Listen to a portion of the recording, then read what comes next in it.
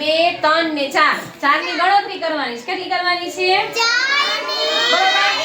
હવે જો સાંભળો આ કેટલી આંગળી છે 1 આ કેટલી આંગળી છે 1